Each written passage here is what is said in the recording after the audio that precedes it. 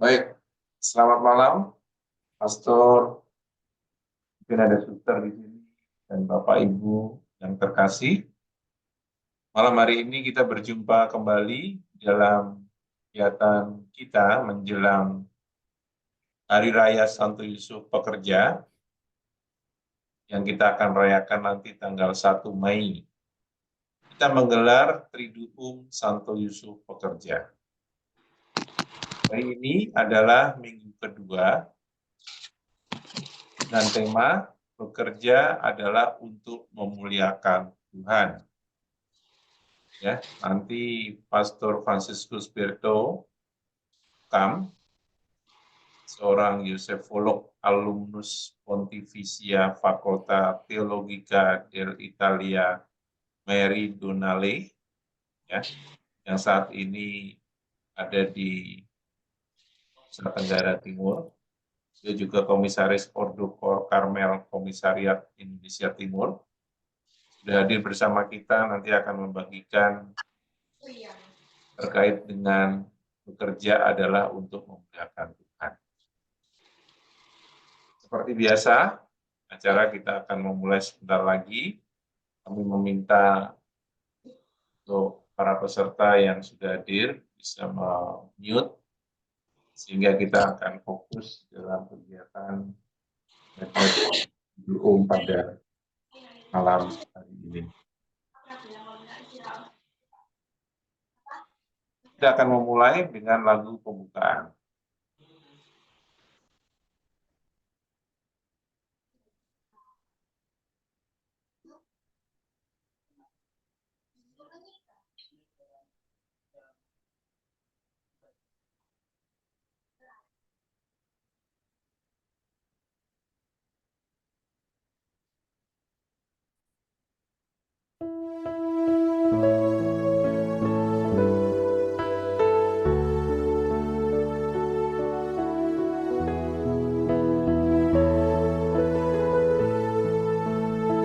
Santo Yusuf, pelindung kami, Engkau jaga keluarga Nazaret dengan hati yang tulus setia, rendah hati dan sederhana. Engkau keturunan Daud, Engkau menjadi Bapa Sang Mesias, bersama Maria Bunda Allah. Kau pelihara putra Allah. Kau teladan orang beriman, Kau bekerja Allah dalam kerajaan-Nya. Doakan kami anak-Mu untuk mengikuti teladan-Mu.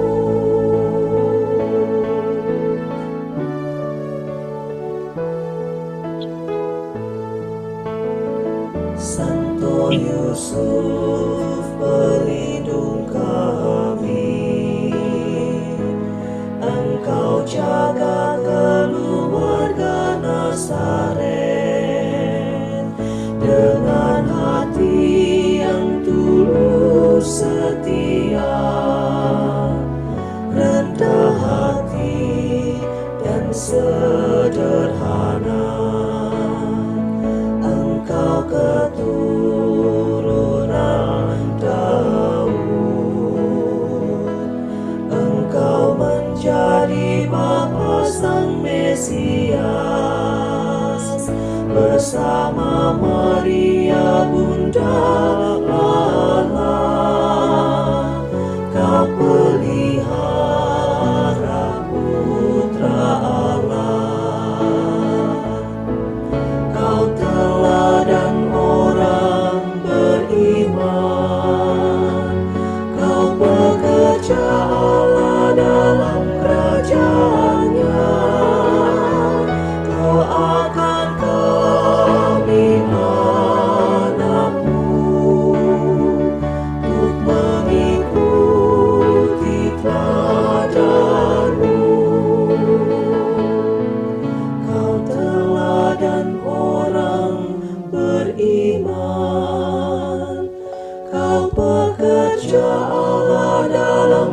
kerajaannya. Doakan kami anakmu untuk mengikuti teladanmu, untuk mengikuti teladanmu.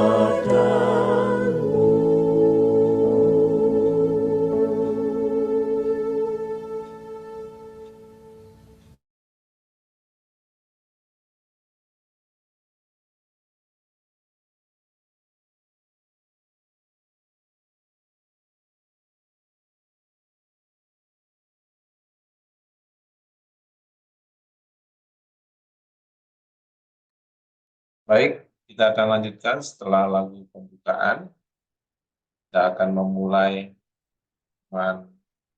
ibadat didukung Santo Yusuf Pekerja pada malam hari ini dengan tanda kemenangan Kristus. Dalam nama Bapa dan Putra dan Roh Kudus. Semoga Allah sumber segala ketekunan, harapan dan penghiburan selalu beserta kita sekarang dan selama-lamanya. Jelang perayaan Hari Raya Santo Yusuf Pekerja, Komunitas Pria Katolik KPK Santa Helena melalui program karya pelayanan pastoralnya di Paroki Curug Gereja Santa Helena Tangerang menyelenggarakan Triduum Santo Yusuf Pekerja selama 3 hari Minggu berturut-turut dan akan berpuncak di Hari Raya Santo Yusuf Pekerja pada tanggal 1 Mei 2024 nanti. Dalam penyelenggaraan Triduum Santo Yusuf ini, Komunitas Pria Katolik KPK Santa Helena berkolaborasi dengan Paguyuban Lady Yusuf dan Legion Yusuf Paroki Curug dan mengajak para devosan Santo Yusuf khususnya para alumni Sekolah dari Nazaret Sedan, Sekolah Abdi Yusuf C, dan Sekolah Pria Katolik, Sekolah Perempuan Katolik sepakat, dan juga umat yang mau meminta pertolongan kepada Santo Yusuf sebagai patron pelindung para pekerja. Mari kita masuki Triduum Santo Yusuf Pekerja 2024 ini dengan semangat untuk mensyukuri, menghargai pekerjaan bagi kita yang memilikinya, dan terus berjuang untuk mendapatkan pekerjaan bagi kita yang belum memiliki pekerjaan. Santo Yusuf Pekerja, tolonglah kami untuk senantiasa terus terlibat dalam doa dan karya. Mari kita hening sejenak, kita membuka hati untuk Roh Kudus hadir melalui Mada Veni Sancte Spiritus.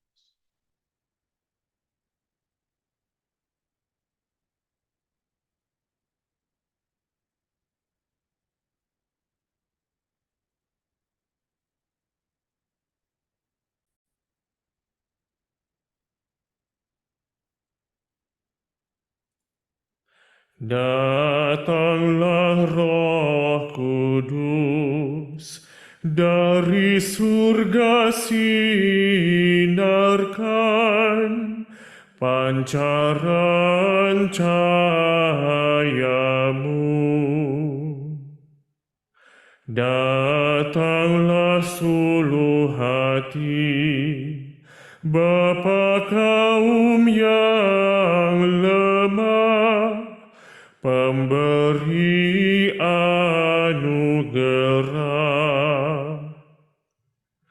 Engkau penghibur ulungku, Engkau sahabat jiwaku, penyejukku yang lembut.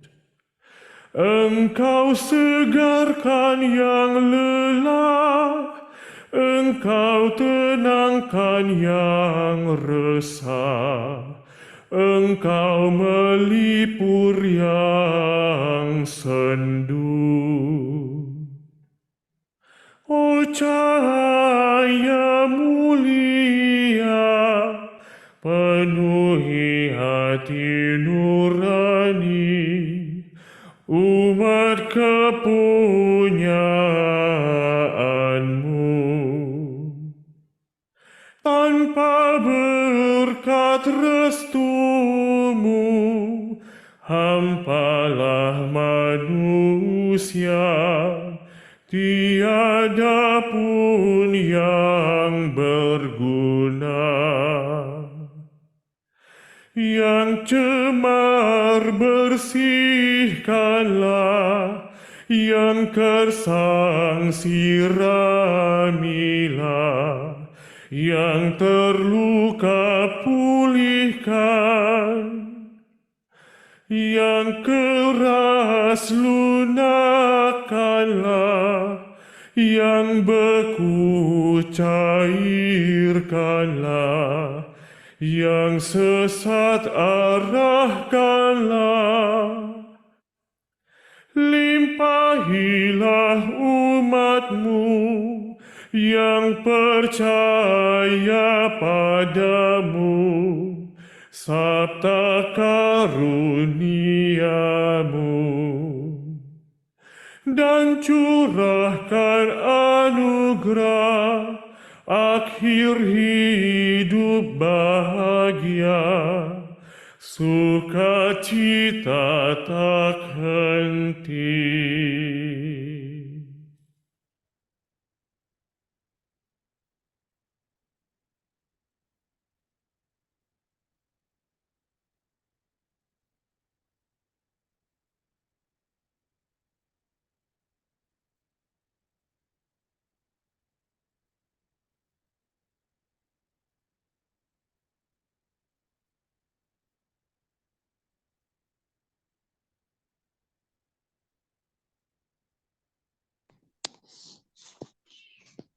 Doa Paus Fransiskus kepada Santo Yusuf.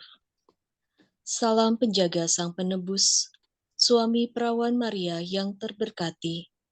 Kepada Engkau Allah mempercayakan putra tunggalnya. Kepada Engkau Maria menaruh kepercayaannya.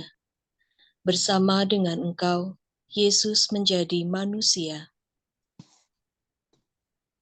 Oh Yusuf yang terberkati, perlihatkanlah diri Engkau sebagai seorang bapa juga bagi kami, dan bimbinglah kami di sepanjang perjalanan hidup.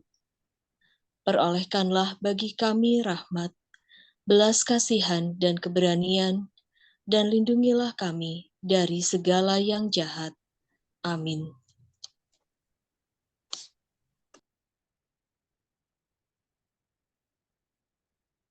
Marilah kita hening sejenak, kita sesali setiap dosa dan pelanggaran kita.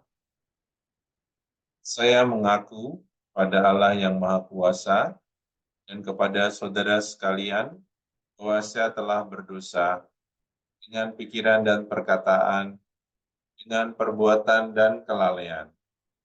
Saya berdosa, saya sungguh berdosa.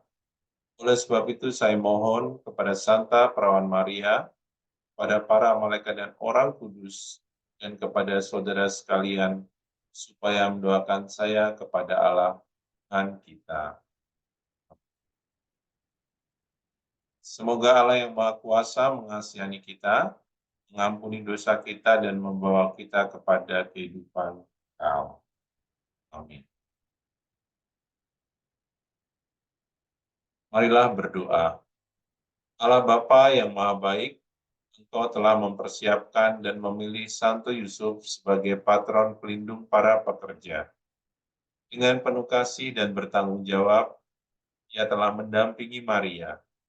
Ia mendidik dan mengajarkan keterampilan kerja kepada Yesus selain dalam hal iman dan keutamaan hidup. Dan Ia memberikan teladan kami dalam kerja. Semoga melalui Triduum Santo Yusuf, kami dapat semakin menghargai pekerjaan dan percaya bahwa kerja meningkatkan martabat kehidupan kami. Demi Kristus Tuhan dan pengantara kami. Amin.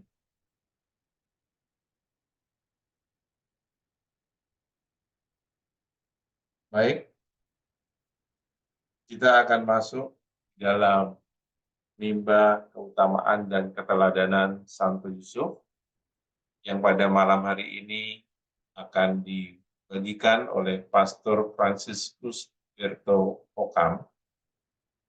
Ya, beliau adalah Yosefologi, alumnus dari Pontificia Facoltà Theologica dell'Italia Meridionale Napoli. Dan saat ini menjadi Prior dan Magister Novisiat Karmel di Maumere, Flores, Nusa Tenggara. Baik, kami persilakan Pastor Berto untuk bisa membagikan menimba keutamaan dan keteladanan Santo Yusuf dengan tema bekerja adalah untuk memuliakan Tuhan. Silakan Pastor. Baik, selamat malam Bapak Ibu, Pak Andi, saudara-saudari.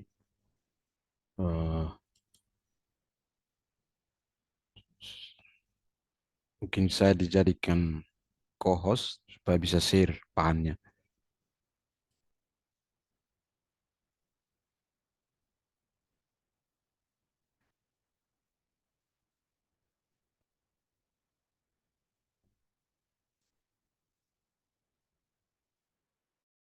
Silakan Pastor. Oke.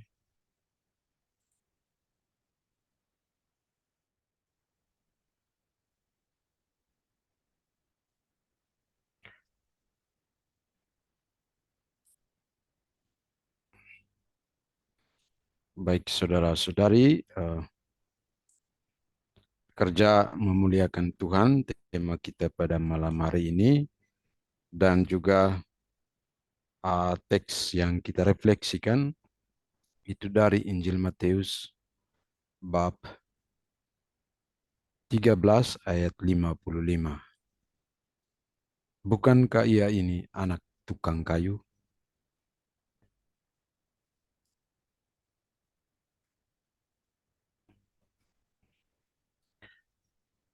Teks tadi itu berasal dari Injil Matius bab 13 ayat 55 dan adalah sebuah kebenaran biblis. Dalam istilah teologi artinya kebenaran iman yang berdasarkan pada kitab suci. Namun tidak jarang orang meragukannya apakah benar memang Yosef itu tukang kayu. Seperti yang kita baca di dalam kitab suci. Berikut ini beberapa keraguan yang muncul di dalam perkembangan ilmu kitab suci, tetapi juga di dalam perkembangan ilmu teologi. Terutama keraguan yang paling mendasar itu adalah tentang fakta historisnya. Apakah memang ada tukang kayu pada zaman itu, pada 2000 tahun lalu, atau kurang lebih pada abad pertama Masehi. Ada berbagai alasan menurut studi sejarah bahwa pada 2000 tahun yang lalu, terutama pada abad pertama Masehi, pada zaman Yesus, bangsa Semit termasuk bangsa Yahudi itu membuat rumah mereka itu kebanyakan dari batu, bukan dari kayu. Lalu kemudian atapnya dari jerami.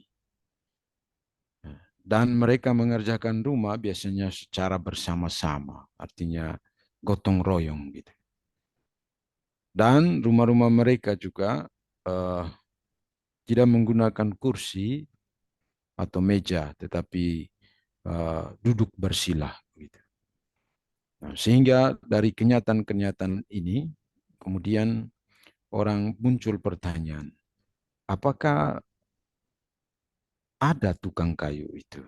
Karena memang situasi itu dari apa yang dipelajari di dalam sejarah. Itu keraguan-keraguan historis tentang fakta historis dari apakah memang Yosef juga tukang kayu. Seperti yang dituliskan oleh kitab suci, Injil Matius dan Injil Markus. Namun bagi kita murid Kristus, pertama-tama kita mengenal Yusuf atau Yosef itu sebagai tukang kayu, itu berdasarkan pada kitab suci. Dengan kata lain,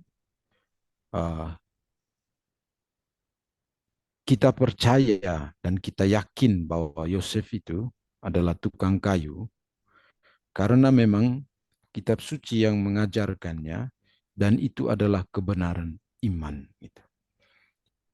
Dan hal ini disebut secara konkret misalnya di dalam Injil Matius. Yang menyebut Yosef itu adalah tukang kayu dengan mengatakan, bukankah ia ini anak tukang kayu? Kalimat ini, ia ini tukang kayu, ditujukan kepada ia ini adalah Yesus, anak tukang kayu itu adalah Yusuf. Matius 13:55. Namun juga di dalam Injil Markus, hal yang sama kurang lebih juga disampaikan oleh penginjil. Markus menyebut Yesus tukang kayu. Bahkan Markus tidak hanya menyebut Yosef sebagai tukang kayu, tetapi juga Yesus. Markus 6 ayat 3. Bukankah ia ini tukang kayu, anak Maria, saudara Yakobus, Yoses, Yudas, dan Simon. Di sini sepertinya Yosef tidak disebutkan. Jadi Yesus disebut sebagai tukang anak Maria. Lalu dihubungkan dengan Yosef, dengan Yusuf itu adalah tukang kayunya. Tukang kayunya. Artinya bahwa Yesus menjadi tukang kayu karena ayahnya, ayah pemeliharanya Yosef itu adalah tukang kayu. Jadi ini bagian pertama tentang kebenaran biblis. Jika kemudian ada yang bertanya bahwa apakah benar Yosef itu tukang kayu?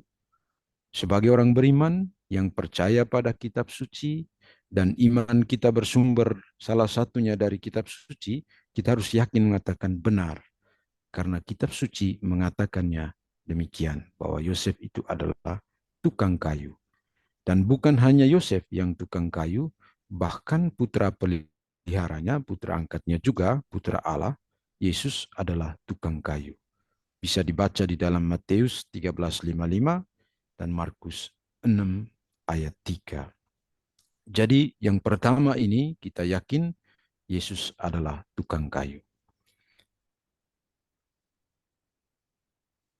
Dan menurut Matius, Yosef dikenal sebagai tukang kayu oleh masyarakat sekitarnya. Maka kemudian ketika Yesus tampil di depan umum, yang mereka kenal itu adalah ayahnya, yaitu Yosef. Dan mereka mengenal dia oleh masyarakat sekitarnya dari profesi atau pekerjaannya, yaitu tukang kayu. Mereka belum mengenal Yesus saat itu, tetapi ketika Yesus tampil, mereka mengenal ayahnya. Mereka mengatakan, bukankah ia ini anak tukang kayu? Sedangkan menurut Markus, Yesus juga adalah tukang kayu. Dia langsung menyebut bahwa Yesus tukang kayu. Apakah kemudian Yesus sudah mulai juga mempraktikkan pekerjaan ayahnya itu? Bisa saja sudah mulai dari ketika remaja dan sebelum tampil di depan umum, Yesus belajar menjadi tukang kayu dan juga mungkin sudah mengambil bagian di dalam pekerjaan ayahnya, itu membantu sebagai tukang kayu itu. Maka Markus menyebut Yesus dengan sangat jelas, Yesus adalah tukang kayu. Saudara-saudari yang terkasih, di dalam Triduum hari kedua ini, kemudian dari perikop kitab suci yang kita renungkan pada malam hari ini tentang Yosef tukang kayu, yang tidak lain adalah seorang pekerja, kita kemudian memahami bahwa Allah kita itu adalah seorang pekerja. Allah kita itu adalah seorang secara spesifik disebut sebagai tukang kayu. Tukang yang bagaimana? Yaitu tukang yang menciptakan. tukang yang menciptakan, yaitu dari yang tidak ada menjadi ada. Kapan Allah menjadi tukang yang menciptakan? Yaitu ketika awal dunia dijadikan. Allah menciptakan langit dan bumi. Allah menciptakan terang dan gelap, memisahkan terang dan gelap. Kemudian Allah menciptakan tumbuh-tumbuhan, hewan, dan kemudian puncaknya Allah menciptakan manusia, pria dan wanita. Dari yang tidak ada menjadi ada. Inilah bedanya Allah sebagai tukang dan manusia sebagai tukang. Allah menciptakan dari yang tidak ada menjadi ada. Kemudian Allah kita juga adalah tukang kayu, tukang yang membangun. Apa yang dibangun oleh Allah? Yaitu gerejanya. Gerejanya, yaitu kita. Yang dimulai dengan gereja itu kan lahir daripada para rasul, ke-12 rasul. Begitu. Kemudian menjadi mereka diutus oleh Yesus, pergilah, wartakanlah kerajaan Allah sudah dekat, dan baptislah semua orang dalam nama Bapa, Putra, dan Roh Kudus. Dari situ kemudian oleh pewartaan para murid lahirlah gereja, dan lahirlah juga kita-kita ini. Maka kemudian gereja menjadi semakin besar, lalu kemudian muncullah paroki-paroki, keuskupan-keuskupan, bahkan stasi-stasi, kelompok-kelompok rohani, dan lain sebagainya. Tidak lain, itu adalah karya Allah itu sendiri yang membangun gereja sebagai tubuh mistiknya. Dan yang terakhir, bukan hanya membangun dan menciptakan, Allah sebagai tukang juga menguduskan dan menyelamatkannya. Dan inilah yang membuat perbedaan antara pekerjaan tukang manusiawi dan yang adalah Allah sendiri sebagai tukangnya. Hasil pekerjaannya, apa yang dia kerjakan kemudian dikuduskan bagi Allah sendiri. Kita tahu di dalam kisah penciptaan, kemudian setelah 6 hari Allah bekerja dan menciptakan alam semesta, pada hari ke-7 kemudian dia berhenti dan beristirahat dan melihat segala sesuatu baik adanya. Saudara-saudari yang terkasih, tukang di dalam tradisi orang Yahudi, itu maksudnya profesi di dalam keluarga itu sering diwariskan menjadi warisan kepada anak-anak mereka. Maka dalam sejarah kitab suci diyakini bahwa profesi tukang dari Santo Yosef ini atau Yusuf ini diwariskan oleh ayahnya yang bernama Yakub. Ketika ayahnya meninggal, kemudian Yosef melanjutkan pekerjaan ayahnya ini sebagai tukang kayu. Mengapa kemudian profesi atau pekerjaan ini diwariskan? Tentu karena dilihat baik untuk keluarga, tetapi juga untuk kehidupan mereka. Dan hal yang sama juga dilakukan oleh Yosef. Yosef mewariskan profesi atau pekerjaannya ini kepada Yesus, putranya. Maka Yesus juga kemudian dikenal sebagai tukang kayu. Di dalam ada sebuah teks kitab suci yang sering kita dengar, saya lupa Injil apa, tetapi kurang lebih bunyinya seperti ini. Batu yang dibuang oleh tukang bangunan kemudian menjadi batu penjuru. Beberapa ahli kitab suci menafsir teks ini atau sabda Yesus ini, kata-kata Yesus ini, dan mengatakan bahwa ia mengungkapkan kata-kata itu untuk berlatar belakangkan itu keluarganya itu sebagai tukang, terutama Yosef. Jadi Dia mengumpamakan tukang yang membuang, yang orang-orang Yahudi yang membuang batu yang tidak berguna, tapi kemudian Yoseflah yang dipilih oleh Allah menjadi batu penjuru. Dalam sejarah gereja, hal ini juga diberi kesaksian oleh Santo Justinus dan Santo Cyrillus. Santo Justinus dalam dialog dengan Tripon ini semacam bidah, dan mengatakan bahwa Yesus muda belajar bersama ayahnya membuat papan dan bajak. Ini sebuah kesaksian dari orang kudus yang mau mengatakan bahwa Yesus ketika mudanya itu belajar dari ayahnya Santo Yusuf untuk menjadi seorang tukang kayu. Membuat papan, membuat bajak. Kalau bajak ini memang sudah ada sejak zaman perjanjian lama.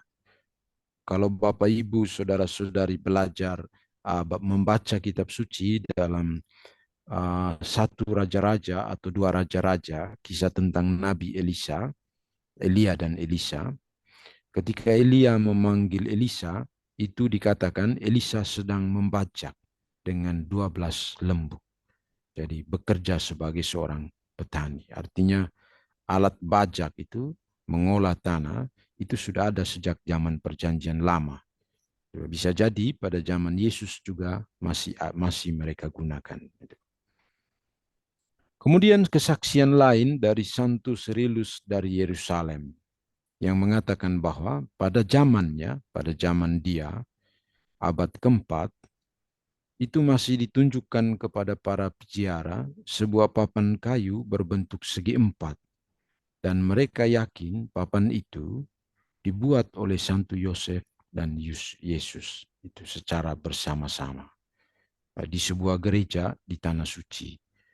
Namun kemudian ketika Tanah Suci dikuasai oleh orang-orang Muslim, kemudian banyak benda-benda relikwi ini kemudian hilang karena dimusnahkan, termasuk papan yang diyakini adalah peninggalan dari keluarga kudus itu.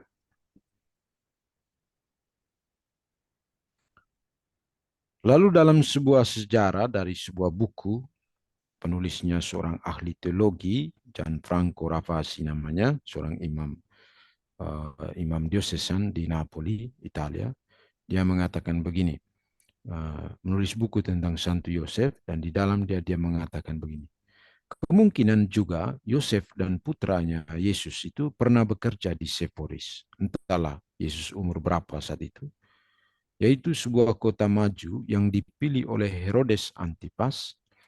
Yang Herodes Antipas ini adalah yang membunuh Yohanes Pembaptis, dan dia kemudian juga bertemu dengan Yesus setelah ditangkap. Jadi Herodes Antipas pada tahun berapa begitu, sudah tidak dituliskan tahunnya, pernah memilih sebuah kota yang bernama Seporis ini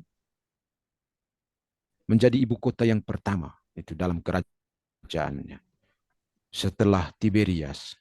Dan kota yang dia pilih ini jaraknya 6 km dari Nazaret, artinya tempat tinggal keluarga kudus. Sehingga menurut Gianfranco ini kemungkinan besar karena jaraknya begitu dekat dan ada proyek yang begitu besar, yaitu membangun sebuah kota begitu. Dan pada saat itu Yosef adalah seorang tukang, pasti juga mereka ambil bagian untuk bekerja di sana. Mungkin kita bayangkan misalkan ada para pekerja di Kalimantan begitu ya, kemudian ada proyek IKN, ya kemungkinan mereka juga bisa dilibatkan dan mengambil bagian dalam proyek yang begitu besar ini. Tetapi ini kesaksian daripada penulis sejarah. Saudara-saudari, meskipun profesi Yosef, kepala keluarga kudus itu hanya sebagai tukang, tetapi keluarga mereka dikenal sebagai keluarga merdeka. meskipun sederhana tetapi merdeka. Kalau kita melihat kelas sosial secara ekonomi dan sosial masyarakat Yahudi, bangsa Israel pada abad pertama, itu sesungguhnya memiliki hanya dua kelas sosial. Yang pertama itu disebut kelas atas, dan kebanyakan tinggal di wilayah Galilea, wilayah kecil Galilea. Di dalam kitab suci misalnya mereka itu adalah Herodes dan pembesar-pembesarnya. Kita ingat kisah tentang itu tentang bagaimana Yohanes Pembaptis dibunuh itu. Herodes dan pembesar-pembesarnya dan perwira-perwiranya dan orang-orang terkemuka di Galilea. Yang termasuk dalam kelas sosial atas juga adalah para pemilik tanah, pedagang besar, dan termasuk pemungut cukai seperti Sakeus. Itu termasuk orang kaya. Lalu kelas yang kedua yaitu kelas rendah. Kelas rendah ini adalah termasuk para buruh dengan upah harian dibandingkan Matius 20 ayat 1 sampai 16 itu perumpamaan tentang para pekerja itu yang upahnya itu sedinar sehari. Jadi satu hari satu dinar. Jadi mereka hidup harian begitu. Jadi mereka kerja hari ini untuk makan hari ini. Itu kerja besok untuk makan besok. Itu kelas bawah. Dan termasuk di dalam kelas rendah ini adalah para petani, para nelayan itu. Sebagian besar dari murid Yesus adalah nelayan dan dari kelas rendah. Sehingga kita ingat ketika mereka mau membayar pajak, murid-murid minta kepada Yesus. Itu bagaimana kita membayar pajak? Mereka minta kepada Yesus karena mereka sendiri tidak punya uang gitu. Tidak mampu untuk membayar pajak karena mereka dari para nelayan yang bekerja hari itu ya hidup untuk hari itu gitu. Maka kemudian Yesus menyuruh salah satu muridnya untuk menangkap ikan lalu membuka mulutnya dan dari dalam dapatlah kemudian 2 dinar. Itu bayar pajak untuk mereka dan bayar pajak untuk Yesus. Dan masuk kelas rendah, keluarga kudus pun masuk di dalam kelas kedua ini, kelas rendah, ya, yaitu keluarga tukang kayu. Meskipun mereka hidup sederhana dan termasuk dalam kelas rendah, tetapi mereka ini masih memiliki harga diri dalam arti bahwa mereka itu termasuk dalam orang-orang yang merdeka. Artinya mereka membangun kehidupan mereka sendiri dan juga memiliki harkat dan martabat seperti orang-orang lainnya. Sedangkan para budak pada zaman itu banyak sekali budak, itu tidak dihitung di dalam kelas sosial. Jadi mereka itu bukan orang-orang merdeka.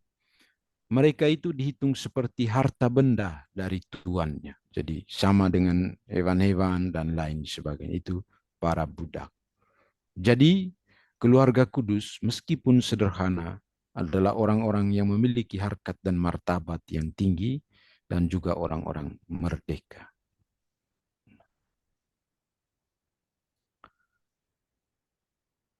Pertanyaannya kemudian, mengapa Allah memilih tukang kayu? Memilih Yosef, tukang kayu, dan bukan hanya seorang Yosef yang dipilih, tetapi Allah juga memilih profesi untuk dirinya. Allah memilih profesi untuk dirinya, yaitu tukang kayu. Yesus tadi, yang dikenal oleh Markus sebagai tukang kayu. Mengapa Allah tidak memilih orang yang status sosialnya tinggi dalam tradisi bangsa Yahudi? Atau bahkan kemudian, atau jangankan memilih atau mempertahankan itu keturunan Daud, karena Daud itu adalah keturunan raja. Atau imam, ahli Taurat, kelompok Saduki atau kaum Farisi. Allah memilih seorang tukang kayu, menurut seorang penulis, Joseph Pollock juga, Jean Galot, tukang kayu, dia menjelaskan, tukang kayu sesungguhnya adalah gambaran teologis dan mesianik dari keselamatan Kristus, yaitu kayu salib, yang melaluinya Kristus menyelamatkan dunia. Gambaran teologis dan mesianik. Maksudnya seperti ini. Gambaran teologis mesianik itu bahwa Allah memilih Yosef yang adalah tukang kayu, memilih Yosef yang adalah tukang kayu, menjadi ayah angkat Yesus putra Allah adalah gambaran dari bagaimana nantinya cara Yesus menyelamatkan manusia dari dosa, yaitu melalui kayu salib. Jadi sudah sejak awal, menurut para ahli teologi ini, sudah sejak awal nampak jelas tujuan Yesus itu datang ke dunia. Mereka sudah bisa membaca bahwa ketika Maria itu mengandung, lalu kemudian malaikat datang kepada Yosef itu, dan Allah memilih Yosef menjadi suami Maria yang adalah tukang kayu.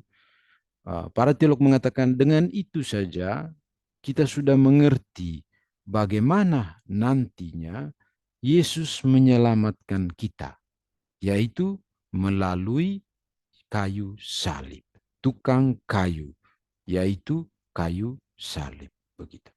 Itu gambaran teologis mesianik, bahwa teologi Allah yang mengutus Mesias ke dunia untuk menyelamatkan kita melalui kayu salib.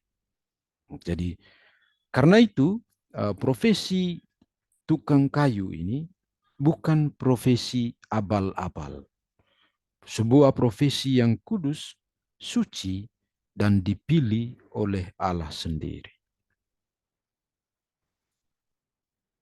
Tukang kayu, pekerjaan termasuk juga pekerjaan yang kita miliki, apapun bentuknya, hanya memang secara khusus kita berbicara Santo Yosef, profesinya adalah tukang kayu, adalah mengambil bagian dalam karya keselamatan yang datang dari Allah. Tukang kayu dan profesi atau pekerjaan apa saja yang kita jalani, sesungguhnya adalah panggilan untuk mengambil bagian dalam karya keselamatan Allah terhadap umat manusia. Bagaimana kita mengambil bagian? Pertama-tama, secara sederhana itu, menyelamatkan keluarga kita.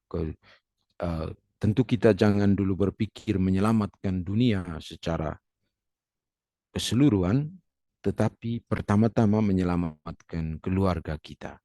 Misalkan seorang ayah itu yang bekerja dan menafkahi keluarganya.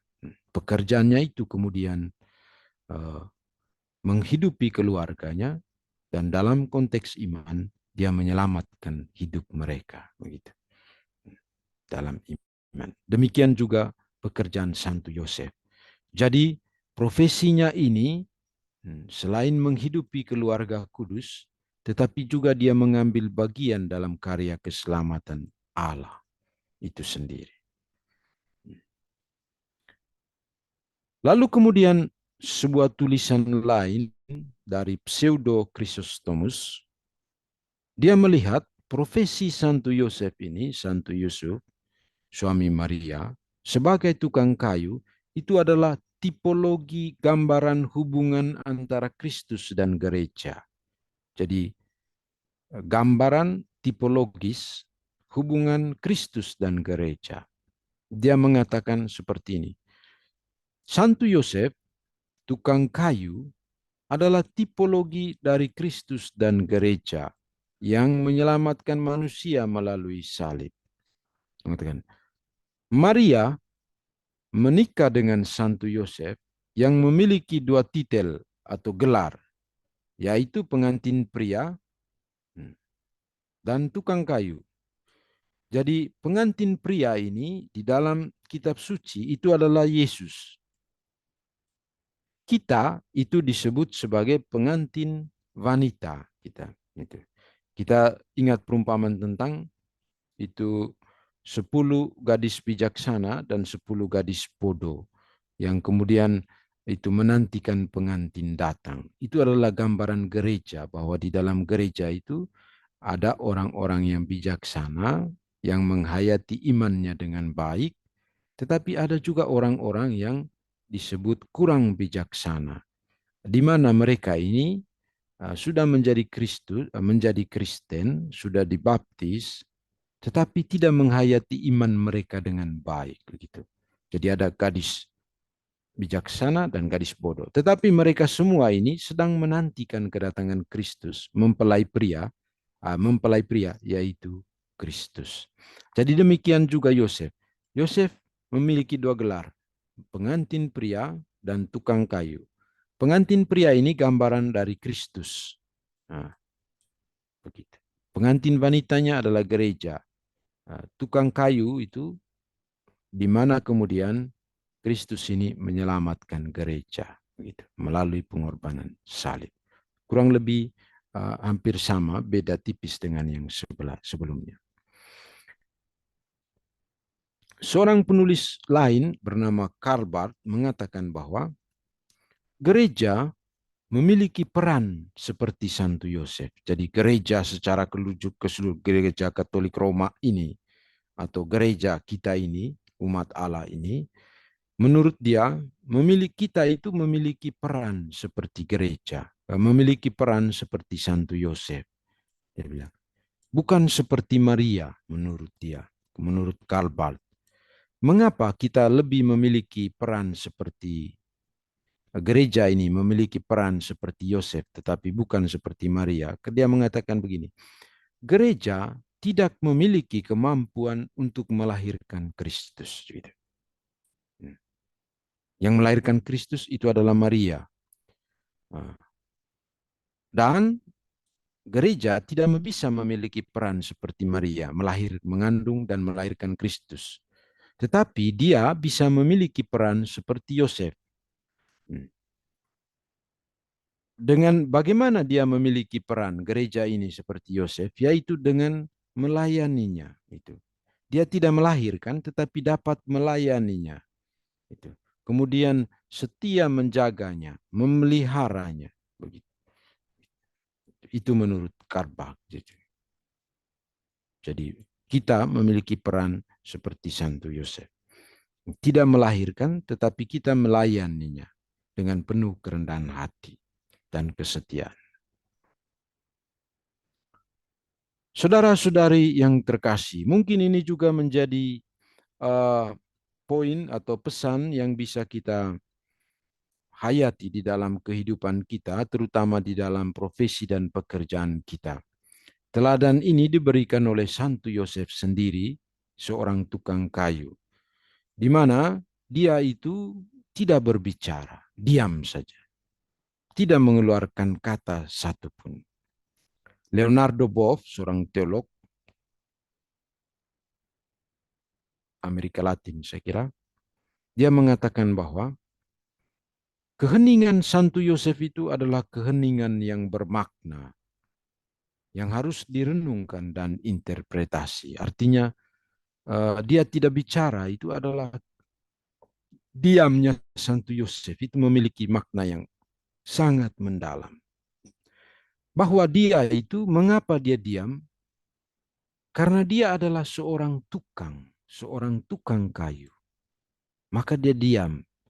Bukan seorang rabi.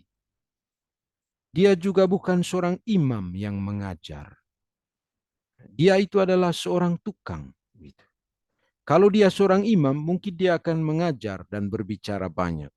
Tetapi dia adalah tukang kayu. Artinya, dia itu berbicara bukan dengan mulutnya, tetapi dia berbicara dengan tangannya.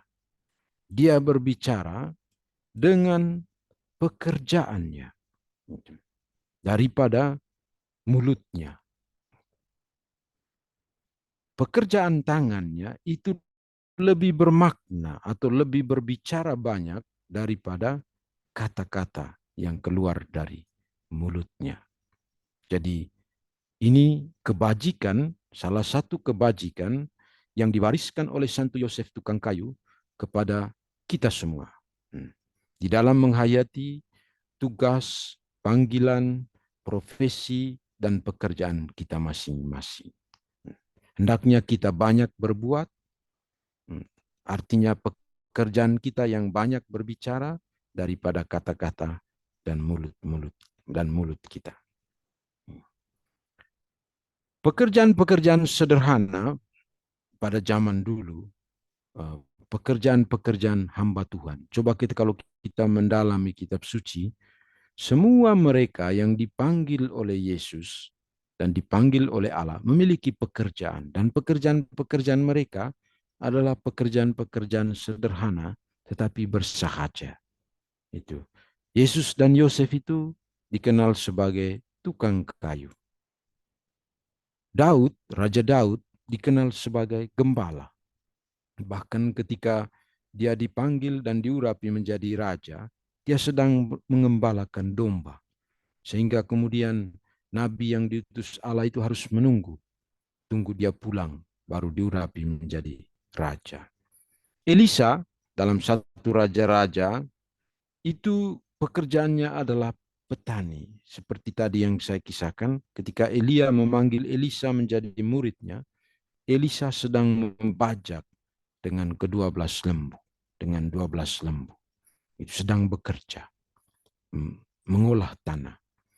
Lalu Yusuf yang dijual ke Mesir itu pekerjaannya adalah pelayan rumah tangga atau pengurus rumah tangga itu Raja Firaun. Petrus, Yohanes, Yakobus, dan Andreas, itu bersaudara mereka ini, pekerjaan mereka adalah nelayan. Bahkan ketika mereka dipanggil oleh Yesus menjadi muridnya, mereka sedang menjala ikan. Bahkan Yesus mengatakan kemudian, Petrus, engkau bukan lagi penjala ikan, tetapi mulai saat ini engkau menjadi penjala manusia. Paulus, rasul yang sangat yang sangat terkenal, militan, itu dengan pertobatannya yang luar biasa, dia adalah seorang tukang kemah pekerjaannya. Itu pekerjaan profesinya, tukang kemah. Dan lain-lain. Ini mau menunjukkan bahwa hamba-hamba Tuhan yang dipanggil oleh Tuhan bukan orang-orang yang malas bekerja, tetapi orang-orang yang giat bekerja. Mereka dipanggil Tuhan bukan karena mereka menganggur, bukan karena mereka tidak memiliki pekerjaan, tidak.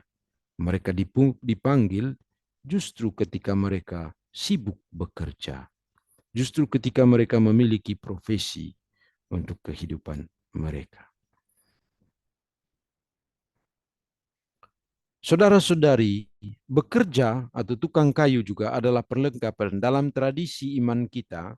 Bekerja itu hanya bukan untuk memuliakan Tuhan, tetapi juga disebut dalam tradisi hidup rohani, religius itu, macam kami ini, biarawan itu, bekerja itu bukan hanya untuk mendapatkan hasil begitu, untuk menafkahi keluarga, bukan. Dalam tradisi hidup religius dan dalam hidup iman Kristen, bekerja itu dikenal sebagai senjata Allah untuk melawan iblis.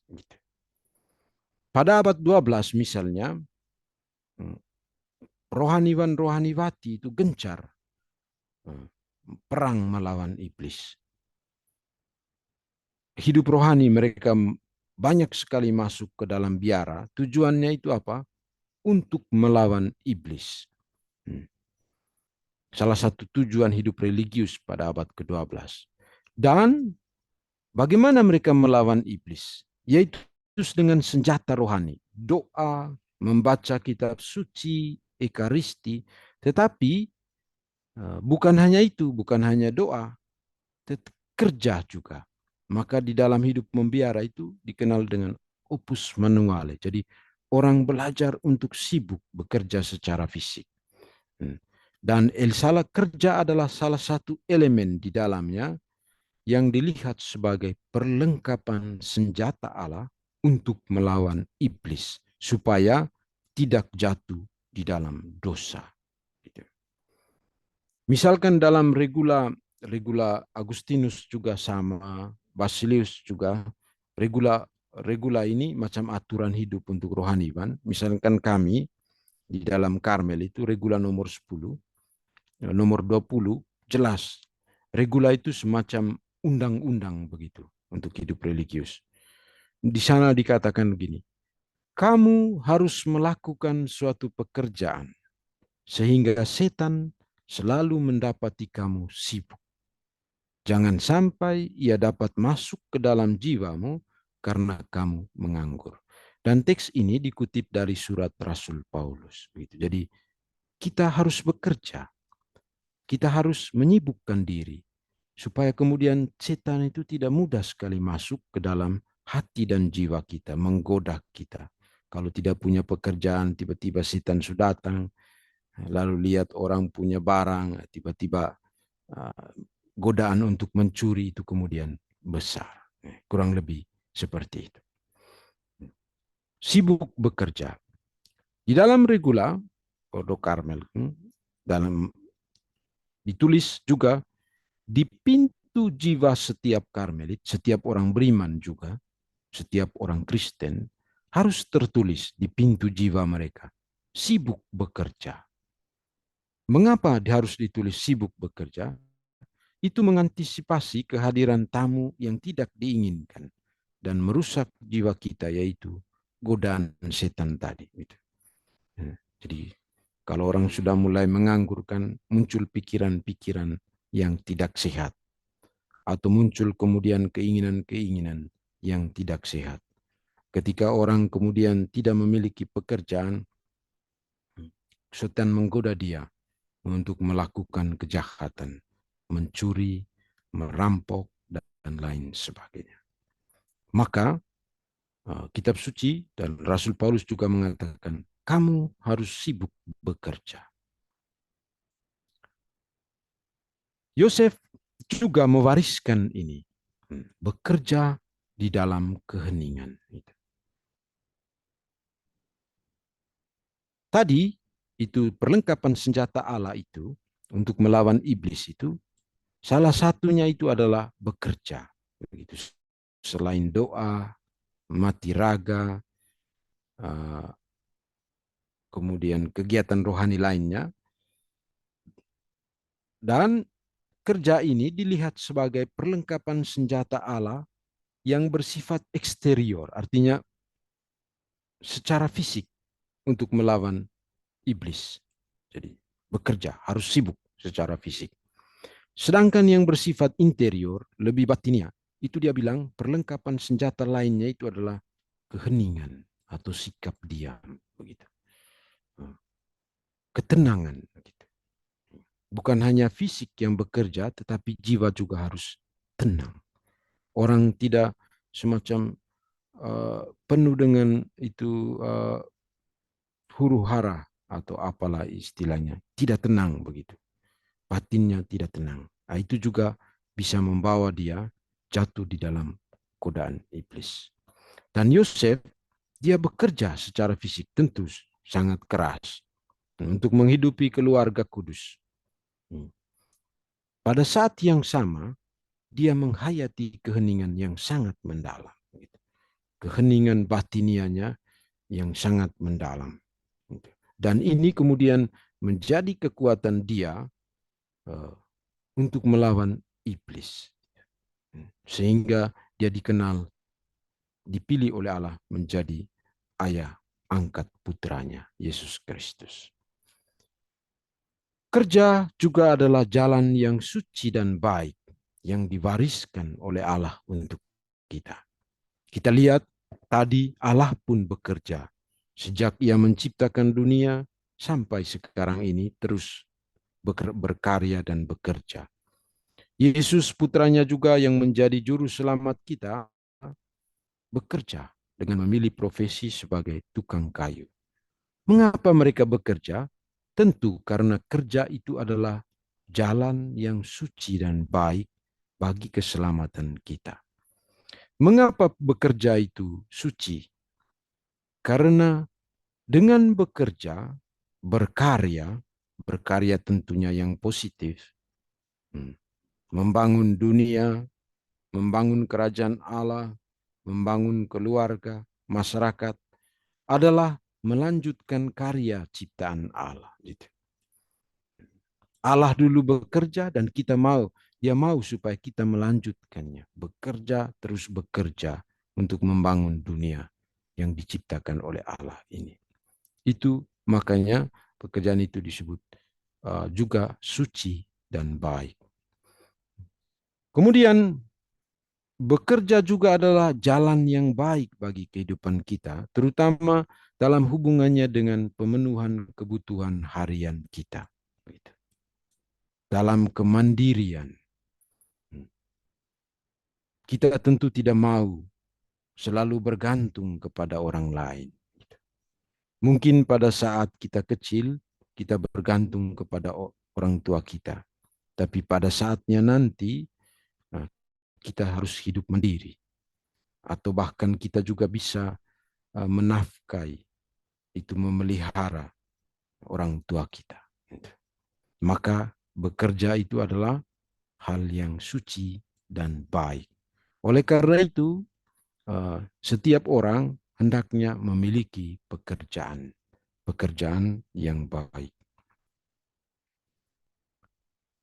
Dan Yosef mengajarkan kita bahwa sebagai orang beriman dan murid Kristus, kita hendaknya bekerja bersama dengan Allah. Bukan hanya mengandalkan diri sendiri, tetapi kita bekerja bersama Allah untuk karya keselamatan ini. Artinya kita selalu menyertakan Tuhan di dalam setiap karya dan profesi kita. Kita percaya bahwa Tuhan juga ada bersama kita ketika kita bekerja. Demikian juga Yosef, ketika bekerja menjadi tukang kayu, dia bekerja bersama dengan Allah. Itu nampak dalam 3 hal ini. Yang pertama, ketika dia dipanggil untuk menjadi suami Maria, malaikat datang kepadanya dan mengatakan, Yusuf anak Daud, janganlah engkau takut mengambil Maria sebagai istrimu. Artinya, dia menjadi suami Maria itu adalah kehendak Allah sendiri. Dan Allah tahu bahwa dia adalah tukang kayu. Bahwa Allah juga dengan itu menyetujui bahwa tukang kayu ini menjadi suami Maria yang akan menjadi ayah putra tunggalnya. Yang kedua, tukang kayu yang sama kemudian menjadi ayah angkat Yesus. Malaikat ketika menampakkan kepada Yosef kemudian melanjutkan, hendaklah engkau di sini adalah Yosef, menamai dia Yesus, yaitu bayi di dalam kandungan Maria sebagai istrinya. Dan yang ketiga, bagaimana Yosef bekerja bersama Allah, kemudian dia menafkahi atau menghidupi keluarga kecilnya itu, Maria dan Yesus, dengan menjadi tukang kayu. Dan ini tentu sangat penting. Mengapa? Karena kemudian dengan tukang kayu ini, mereka hidup di Mesir. Kurang lebih 5 tahun. 5 tahun. Karena di dalam sejarah, mereka mengungsi ke Mesir itu ketika Yesus berumur 2 tahun. Ke sana, tinggal di Mesir. Bisa bayangkan mereka ke Mesir yang adalah tanah asing bagi mereka, dan mungkin mereka masih memiliki keluarga 1-2 di sana. Mereka menumpang di keluarganya, tetapi setelah itu kan mereka harus bisa hidup sendiri. Dan ketika mereka hidup di Mesir, pekerjaan inilah yang mengandalkan, yang menghidupi keluarga kecil ini, yaitu tukang kayu. Lalu kemudian setelah kemungkinan ketika Yesus berumur 7 tahun, mereka kembali ke Galilea. Baik, Bapak, Ibu, Saudara-saudari, demikian 1-2 hal yang bisa menjadi refleksi bagi kita di Triduum hari kedua, kerja untuk memuliakan Allah dengan teladan Santo Yosef sebagai tukang kayu. Sekian dan terima kasih. Saya kembalikan ke Pak Andi. Terima kasih Pak Sumbirto yang sudah membagikan pengajaran terkait dengan Santo Yosef, tukang kayu, ya, bagaimana dia bekerja bersama Allah ya, di dalam melanjutkan karya keselamatan. Sangat menarik pengajaran pada malam hari ini. Kiranya apa yang tadi dibagikan Pastor Berto menguatkan kita semua ya, khususnya para pekerja, baik yang sudah memiliki pekerjaan atau sedang berjuang mendapatkan pekerjaan, atau bahkan yang mau pindah pekerjaan. Ya, kiranya jalanan Triduum kita semakin dimantapkan, karena kita percaya bahwa kita juga mau meneladan Santo Yosef sebagai patron pelindung para pekerja. Baik, kita akan lanjutkan dengan berikutnya.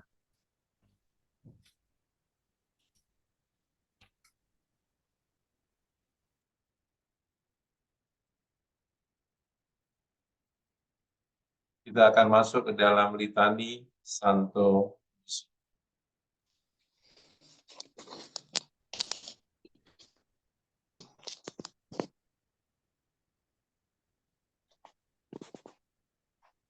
Ini silakan. Doa litani Santo Yusuf.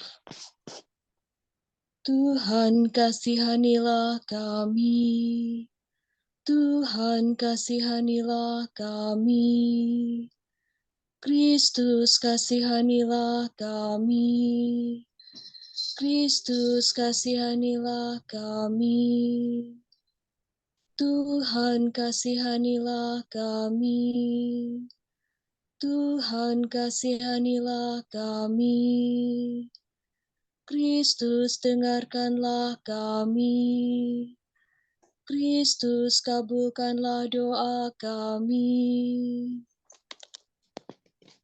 Allah Bapa di surga, kasihanilah kami. Allah Putra penebus dunia, kasihanilah kami. Allah Roh Kudus, kasihanilah kami. Tritunggal Maha Kudus Allah yang Maha Esa, kasihanilah kami. Santa Maria, doakanlah kami. Santo Yusuf, doakanlah kami. Keturunan Daud yang termasyur, doakanlah kami. Cahaya Bapa bangsa, doakanlah kami. Mempelai Bunda Allah, doakanlah kami. Penjaga Santa Perawan yang murni, doakanlah kami. Bapa Pemelihara Putra Allah, doakanlah kami. Pembela Kristus yang giat, doakanlah kami. Kepala keluarga kudus, doakanlah kami. Yusuf yang amat adil, doakanlah kami. Yusuf yang amat murni, doakanlah kami. Yusuf yang amat bijaksana, doakanlah kami. Yusuf yang amat teguh hati, doakanlah kami. Yusuf yang amat taat, doakanlah kami. Yusuf yang amat setia, doakanlah kami. Cermin kesabaran, doakanlah kami. Pencinta kesederhanaan, doakanlah kami. Teladan kaum pekerja, doakanlah kami. Kegembiraan kehidupan rumah tangga, doakanlah kami. Penjaga para perawan, doakanlah kami. Penopang keluarga, doakanlah kami. Penghibur orang malang, doakanlah kami. Pengharapan orang sakit, doakanlah kami. Naungan orang yang menghadapi ajal, doakanlah kami. Yang ditakuti oleh setan, doakanlah kami.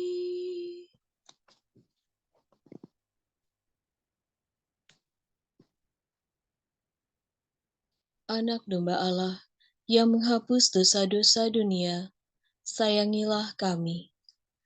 Anak domba Allah yang menghapus dosa-dosa dunia, kabulkanlah doa kami. Anak domba Allah yang menghapus dosa-dosa dunia, kasihanilah kami.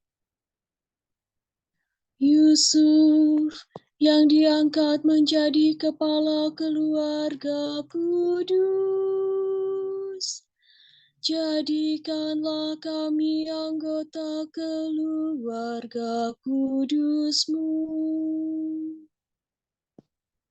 Marilah kita berdoa. Ya Allah, dalam penyelenggaraan-Mu yang tak terperikan, Engkau telah memilih Santo Yusuf menjadi suami Bunda Putra-Mu. Kami mohon kepadamu, berilah supaya Dia yang kami hormati, selaku pelindung di dunia, boleh menjadi pendoa kami di surga. Engkau yang hidup dan berkuasa, kini dan sepanjang masa. Amin.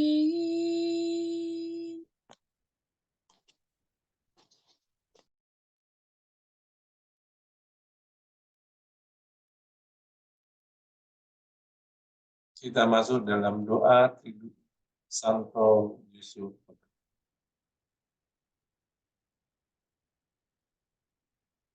Wahai Imam Agung yang mulia, Santo Yusuf, pengrajin Nazaret yang rendah hati dan adil. Engkau telah memberikan teladan hidup yang sempurna kepada semua orang Kristen, dan khususnya kepada kami melalui kerja keras dan persatuan yang mengagumkan dengan Yesus dan Maria. Bantulah kami dalam pekerjaan sehari-hari, agar kami, para pekerja Katolik, juga dapat melihat di dalam karya kami cara yang efektif untuk memuliakan Tuhan, menyucikan diri, dan menjadi anggota yang berguna dalam masyarakat tempat kami tinggal. Semoga hal ini menjadi cita-cita tertinggi untuk semua tindakan kami. Oh pelindung terkasih, Berikanlah kepada kami kerendahan hati dan kesederhanaan hati dari Tuhan, cinta untuk pekerjaan dan kebaikan kami terhadap rekan sekerja kami, kesesuaian dengan kehendak Tuhan dalam pencobaan yang tak terhindarkan dalam hidup ini, bersama dengan sukacita dalam menanggungnya. Pengakuan misi sosial kami secara khusus dan rasa tanggung jawab. Semangat dan disiplin doa, patuhan dan hormat terhadap atasan, semangat persaudaraan terhadap sesama kami, amal dan kesejahteraan yang menjadi tanggungan kami. Sertailah kami di saat-saat kemakmuran, ketika kami diberikan kesempatan untuk menikmati dari hasil kerja kami yang halal. Jadilah sandaran kami saat berada di saat-saat sedih, ketika surga tampaknya tertutup dalam pandangan kami. Dan bahkan ketika alat-alat yang digunakan oleh tangan kami untuk bekerja lalu mengalami gangguan dan kerusakan. Melalui Triduum Santo Yosef yang kami gelar 3 hari Minggu dalam rangka menyambut Hari Raya Santo Yosef Pekerja ini, kami ingin mempersembahkan intensi-intensi doa kami, khususnya terkait kerja. Kami yang sedang mencari kerja, mutasi atau pindah kerja, mengundurkan diri dari kerja, atau bahkan kehilangan pekerjaan. Santo Yusuf Pekerja, tolonglah dan doakanlah kami. Mari kita hening sesaat dan silakan memanjatkan intensi doa dalam hati terkait dengan kerja.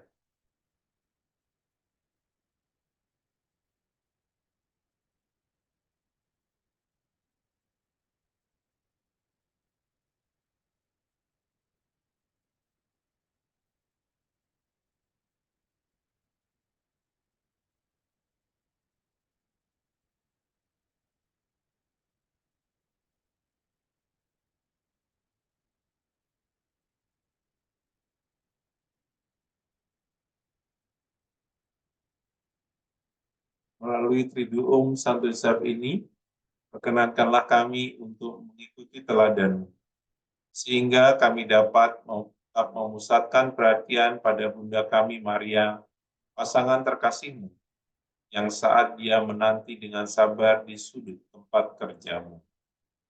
Menampakkan senyum termanis mengalir di bibirnya.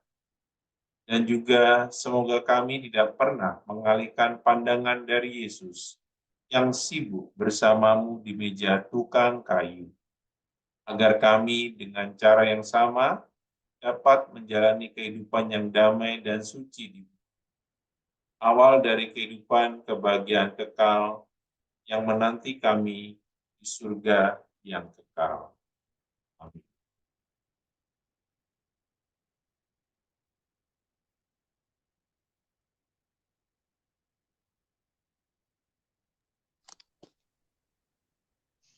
Doa bagi keluarga.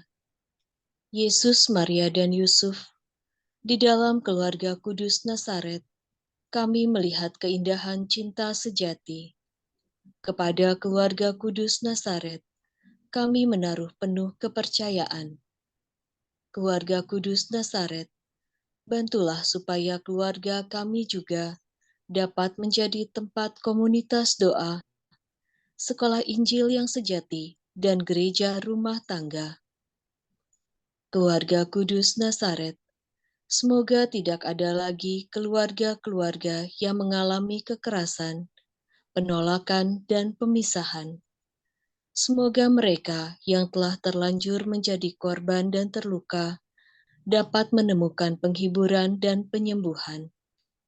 Yesus, Maria, dan Yusuf, dengarkanlah doa-doa kami ini dengan sukacita kegembiraan hati. Amin.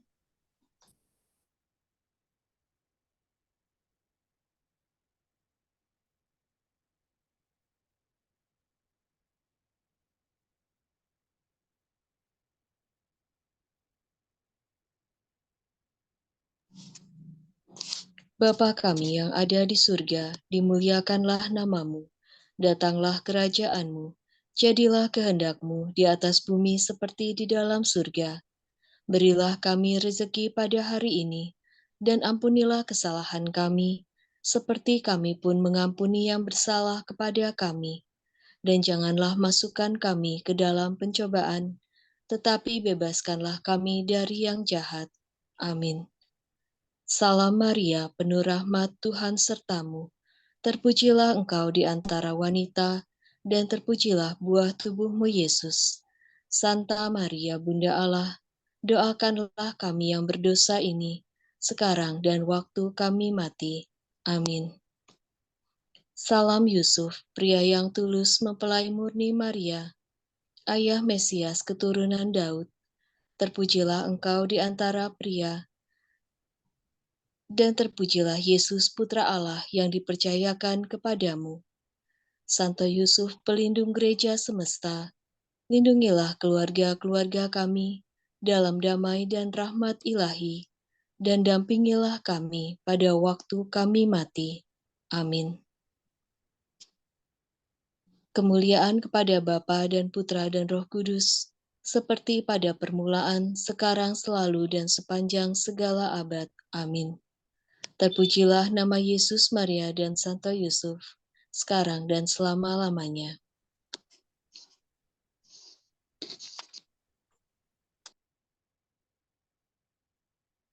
Mari kita akhiri dengan doa penutup. Marilah berdoa. Ya Bapa, semoga melalui Triduum Santo Yusuf yang kami alami, renungkan, dan doakan malam ini, membantu kami untuk semakin menimba, meneladan, dan juga bertumbuh dalam keutamaan dan keteladanan rohani, sebagaimana dihidupi oleh Santo Yusuf dalam keluarga kudus Nazaret. Semoga rahmat yang sama Engkau limpahkan kepada Santo Yusuf, juga Engkau limpahkan kepada kami. Demi Kristus Tuhan dan pengantara kami. Amin. Berkat penutup, Pastor Berto Okam untuk bisa menutup. Tuhan bersamamu. Dan bersama-sama. Semoga kita sekalian dibimbing, dilindungi, dan diberkati oleh Allah yang Maha Kuasa, Bapa dan Putra dan Roh Kudus. Amin. Saudara-saudari, terkasih, Triduum Santo Yusuf sudah selesai. Syukur kepada Allah. Marilah pergi, kita diutus. Amin. Kita akan tutup.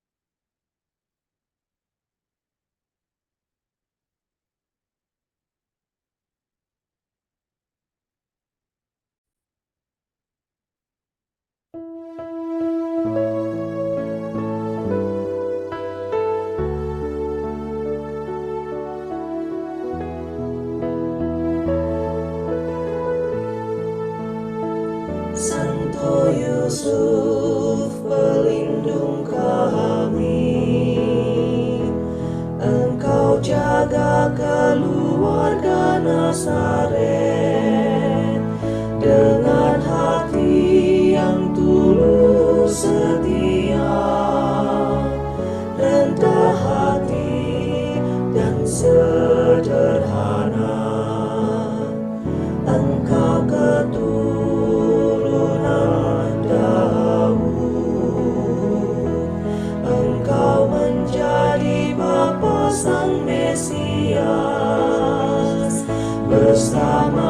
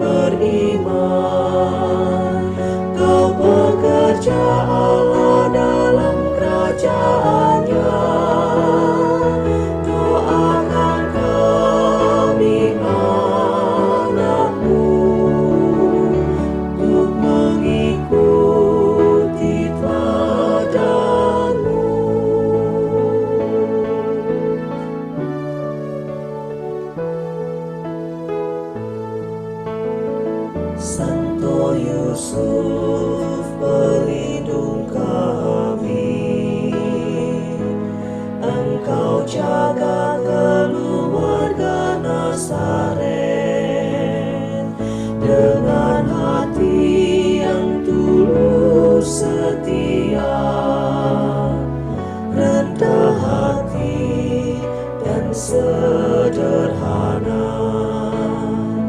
Engkau keturunan Daud, Engkau menjadi Bapa Sang Mesias, bersama Maria Bunda Allah, Kau pelihara putra Allah. Kau teladan orang beriman, Kau pekerja Allah dalam kerajaan-Nya. Doakan kami anakmu untuk mengikuti teladan-Mu. Kau teladan orang beriman, Kau pekerja Allah dalam kerajaan-Nya.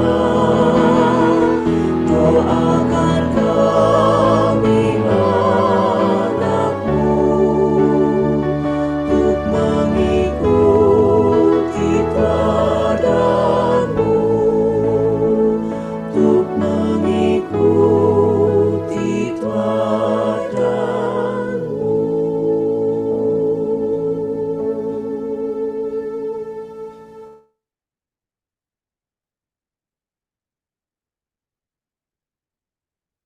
Baik, kita akan berfoto bersama dulu sebelum masuk pengumuman dan nanti terakhir kita akan bikin kuis ya.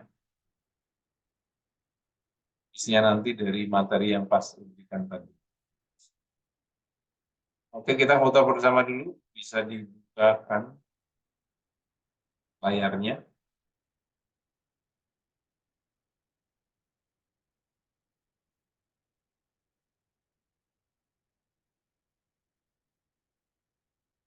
Oke.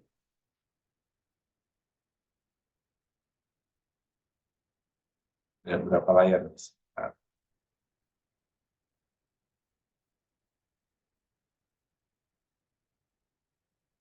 ada 2 layar ya. Total ada 35 peserta malam hari ini. Baik, kita akan berfoto bersama. Layar pertama.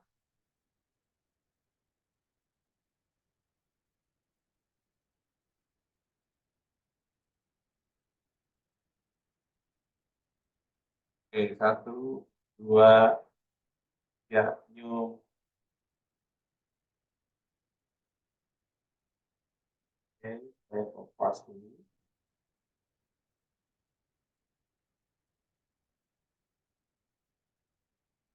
Oke, berikutnya layar kedua.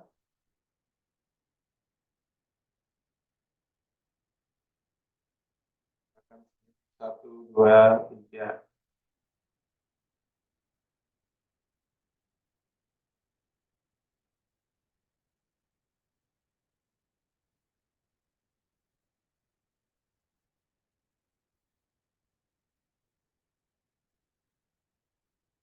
Baik.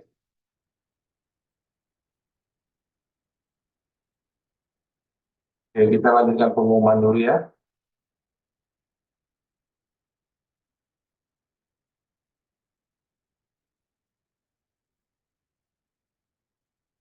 Ya, pengumuman.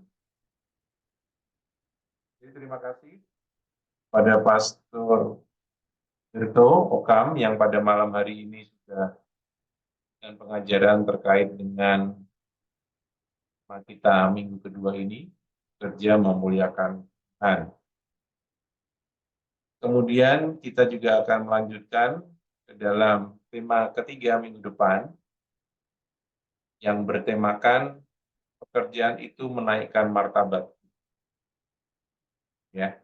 Jadi ini tema kita di minggu ketiga di dalam Triduum Santo Yosef bekerja.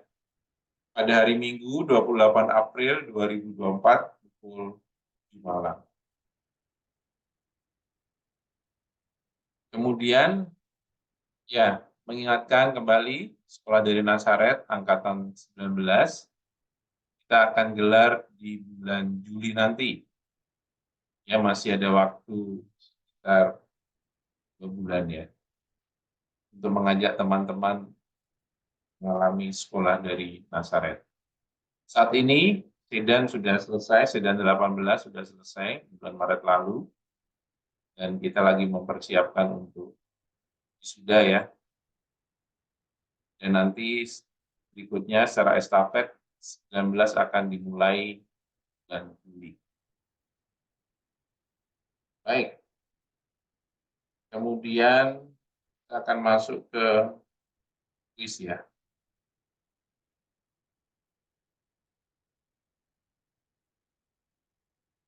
Oke, kuisnya diambil dari materi pastor tadi. Saya akan membagikan hadiahnya, Pak, oleh-oleh berziarah kemarin. Saya akan berikan 3 ya, berupa medali wasiat. Ya, di mana terjadi penampakan Maria pada Suster Catherine Laboure yang menjadi penampakan perdana yang terjadi di Paris. Jadi kami kemarin sempat ke sana dan mendapatkan pencerahan bahwa ternyata ada penampakan Bunda Maria kepada Suster Catherine Laboure dan 4 itu menjadi salah satu situs wisata rohani kota Paris yang mungkin selama ini orang tertutup dengan Lourdes ya. Ada penampakan pertama Bunda Maria ternyata ada di Paris. Ya mungkin nanti bisa membaca kisahnya tentang Suster Catherine Laboure. Ya, jadi akan tahu nanti terkait penampakan. Dan saya akan membagikan 3 medali wasiatnya untuk nanti Anda dapatkan. Pertanyaannya, tadi Pastor sudah menjelaskan ya bahwa zaman Yesus itu ada yang istilahnya kelas rendah. Sebutkan 3 pekerjaan yang kelas rendah. Silakan ditulis.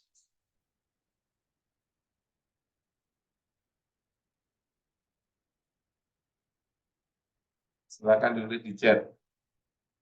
Pekerjaan yang masuk kategori 3 kelas rendah.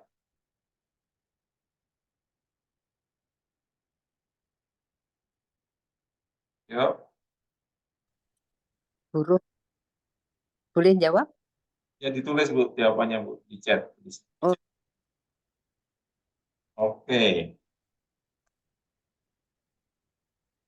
Jawabannya sesuai tadi materi ya, pengarang ya.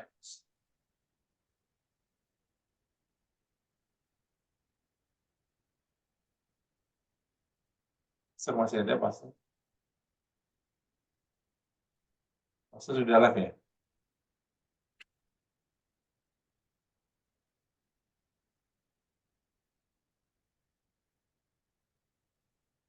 Oke, kita lihat dulu ya. Pertama, Ibu Willy Dasion menuliskan nelayan, tukang kayu, dan tani. Betul ya? Selamat Ibu Willy. Betul ya, Ibu Willy yang pertama? Sana benar? Kasih Pak Andi. Benar, Ibu Benar Willy. ya. Oke, Ibu Willy nanti infokan ya alamatnya. Pintar dia. Berikan medali wasiat. Oke, yang kedua. Tadi di Ikut lagi boleh nggak Pak Andi? mana? Ikut lagi boleh nggak?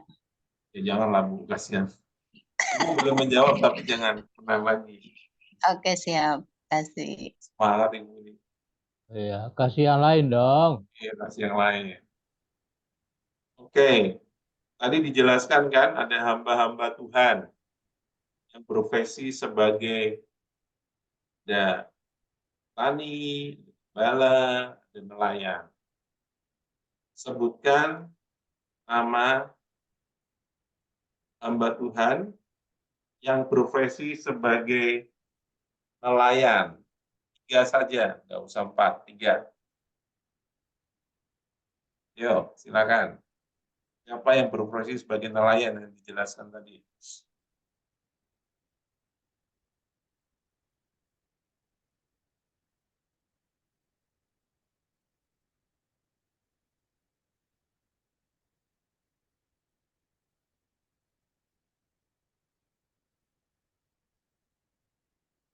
Wah, udah pada menjawab. Yang Rasul. pertama, di sini ada Ibu Yeni ya, menulisnya Petrus, Yakub. Yohanes, Yakobus. Betul ya, Ibu Yeni?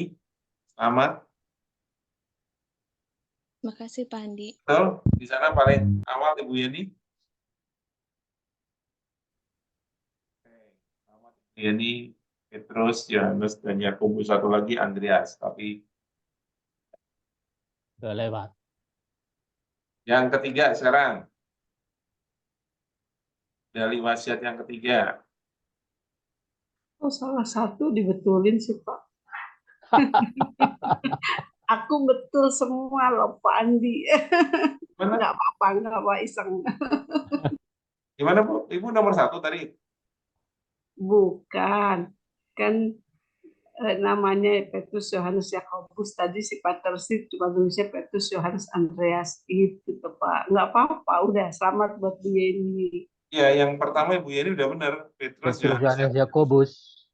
betul Bu. Tanpa Andreas, karena kan cuma minta 3 tadi saya minta. Mau menjawab 3 kan? Urutan pertama Ibu Yeni. Udah benar ya? Udah sah belum nih? Sah. Oke. Pak Andi sudah. Ini yang terakhir ya. Siapakah nama pembunuh Yohanes Pembaptis? Tadi udah. Ayo siapa? Ayo buruan. Apakah Pak Andi? Pembunuh Yohanes Pembaptis.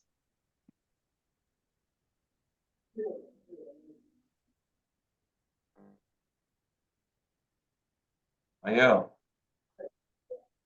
Sesuai dengan yang materi tadi ya. Jangan mengarang.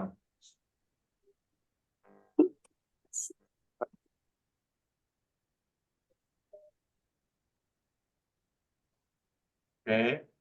Wah, ternyata banyak yang tidak menyimak tadi. Iya, kelewat, Pak. Terlewat ya. Di film Semua itu ada ternyata. itu. Journey to Bethlehem ada itu. Film Journey to Herodes. Bethlehem. Pak Stefani ini, Pak Bu Stefani ya. Herodes Antipas. Nah, Nah, betul. Herodes Antipas. Stefani ya. Ibu Yang Stefani. benar adalah Stefani. Oke. Ah, Stefani, selamat. yang lain hanya Herodes. Stefani. Ibu Deliana juga Antipas, tapi ya terlambat.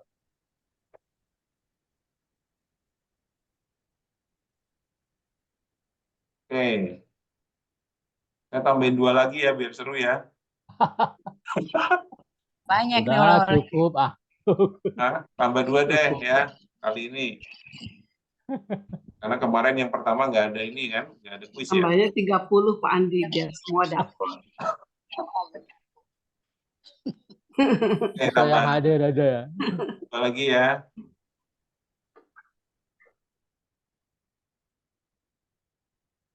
Oke, pertanyaannya. Bahwa tadi disampaikan bahwa Yusuf adalah anak tukang kayu. Ya, kemudian Yesus juga anak tukang kayu juga. Pertanyaannya, siapa ayah Yusuf yang tukang kayu? Yakub. Tulis. Bu. Tuh.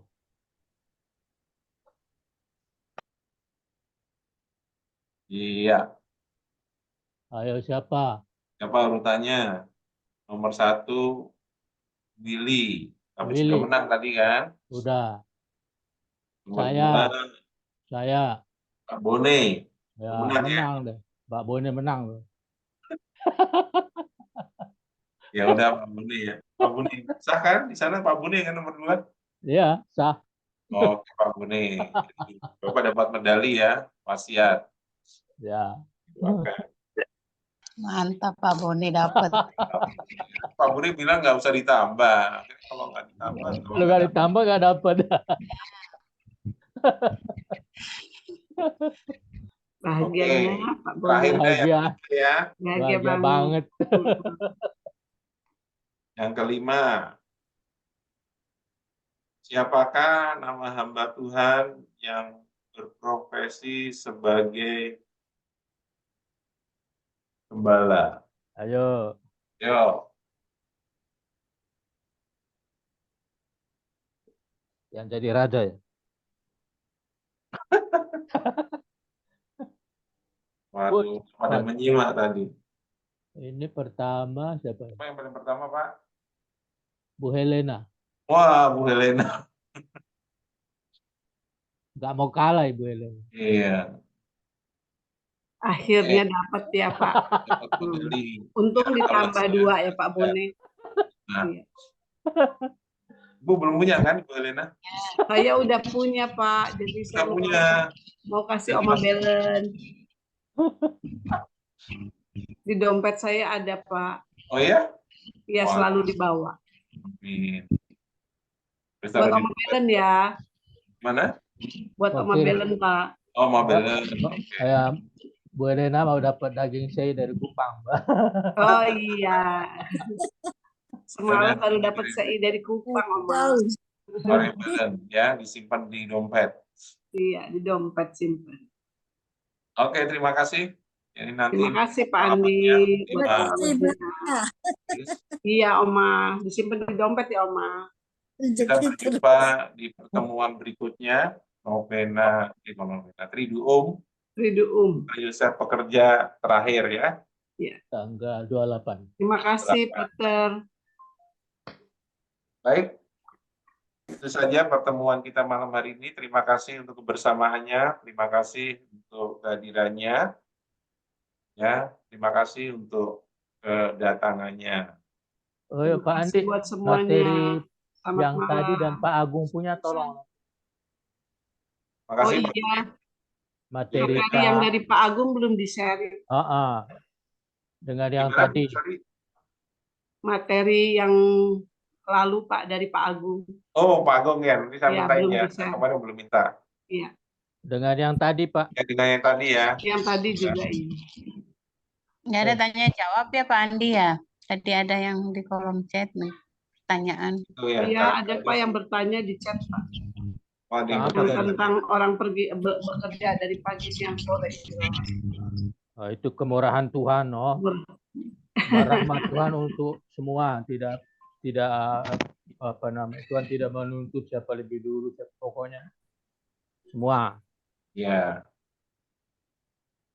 Tadi siapa yang bertanya ya? Aku. Oh, Bu Steni yang bertanya Bu Kita Steni. nanti bisa menghubungi pastor langsung. Iya, Tapi ya langsung. Alberto. Nggak ada sesi tanya jawab. Ya, acara ibadah tadi nggak ada sana jawabnya. Jadi, oke. satu arah. Kemudian malam ini cepat. Oke, terima kasih ya. Terima kasih Pak Andi, makasih Pak Eh, Terima kasih semua. mau nonton bola. Suaranya. Helena, Terima kasih Pak Manuel, Terima kasih, selamat malam. Deliana, makasih. Belena, Mabelen. Mari malam.